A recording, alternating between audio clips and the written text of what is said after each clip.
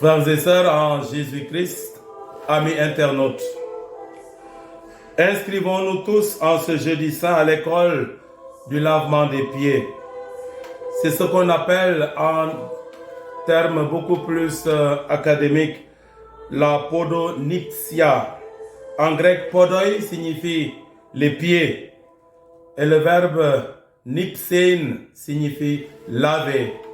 Inscrivons-nous tous donc à l'école du lavement des pieds en ce jeudi saint. Oui, de grâce, pas d'école buissonnière. Vivre est un art, servir aussi est un art. Le verbe servir est mentionné près de 1400 fois dans la Bible.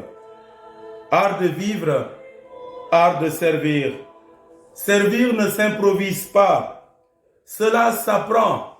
Cela s'apprend. Beaucoup veulent servir, mais hélas, n'ont jamais appris à servir. Et nous en voyons maintenant les conséquences. Ils ignorent complètement le vocabulaire et la grammaire du service. Conséquence, au lieu de servir, eh bien, ils se servent au grand détriment des autres. Beaucoup d'hommes et de femmes, hélas, ont fait l'école buissonnière du service et prétendent aujourd'hui servir. Il y a un proverbe qui dit « Tant vaut le maître, tant vaut l'élève ». Et Jésus nous a montré l'exemple à la fin de l'évangile quand il a remis et rendu son tablier après avoir lavé les pieds de ses disciples. Il leur a dit « Je vous ai donné l'exemple. Il faut que maintenant, désormais, vous fassiez de même. »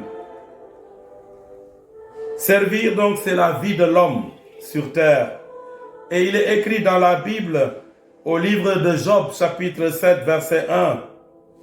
Servir, c'est la vie de l'homme sur terre.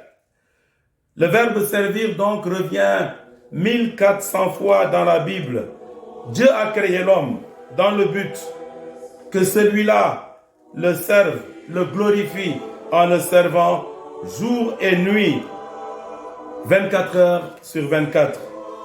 Vivre sans servir, c'est mener une vie de figuier stérile. Rappelez-vous, le figuier stérile que Jésus avait maudit. Il avait faim un jour et il s'est approché du figuier et il a vu que ce figuier n'avait produit aucun fruit. Servir, c'est le grand thème de l'histoire du salut. D'après la Bible, on ne sert pas Dieu à mi-temps, mais en permanence, 24 heures sur 24, et de tout son cœur, de toute sa force, durant toute sa vie. On ne sert pas Dieu à moitié. Dieu veut le tout, il ne veut jamais la moitié. Quand on se donne à lui, quand on le sert jusqu'au bout et pas à moitié. Servir Dieu n'est donc pas aussi facultatif.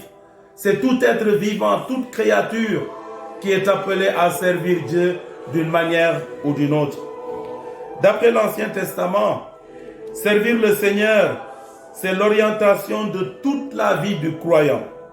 Toute notre vie, eh bien, est orientée vers le service de Dieu et le service du prochain. Dieu s'est choisi des hommes pour en faire un peuple afin qu'ils soient tous ses serviteurs et ses servantes. Il s'est choisi et acquis un peuple pour que ce peuple soit un peuple de serviteurs et de servantes de Dieu. Voici la servante du Seigneur, avait dit Marie, qu'il me soit fait selon ta parole. Servir Dieu est aussi une grâce, un honneur. Servir Dieu, c'est un honneur. De Moïse à Jésus, en passant par les prophètes de l'Ancien Testament, l'expression serviteur de Dieu est un titre d'honneur. Mais vous savez, l'honneur est un poids. Honor, onus.